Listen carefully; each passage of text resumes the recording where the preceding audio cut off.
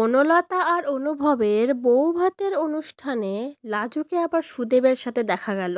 আর সেটা দেখেই তো অনুভব বেজায় রেগে গেল। পুরোটা জানতে ভিডিওটিতে লাইক দিয়ে চ্যানেলটা সাবস্ক্রাইব করে দেখতে থাকুন।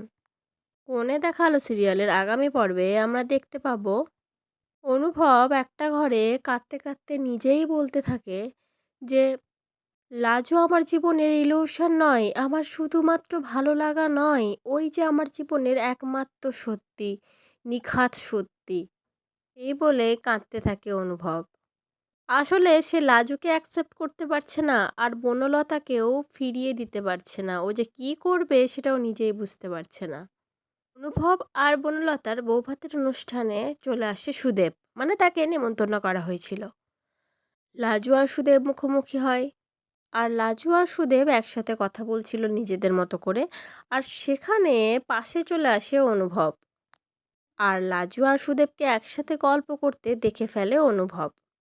আর সেটা দেখে তো অনুভবের মাথা বেজায় গরম হয়ে যায়, প্রচণ্ড রেগে যায় অনুভব। কিন্তু কিছু বলতে পারে না, কারণ সুদেব তো লাজুর বর, সেখানে ও কী বলবে? তাছাড়া ও তো বনলতাকে বিয়ে করেছে, ও তো এখন কারুর বর। একা একা মনে মনে এই কষ্টটা চেপে রেখে দেয় অনুভব, দিয়ে সেখান থেকে চলে যায়।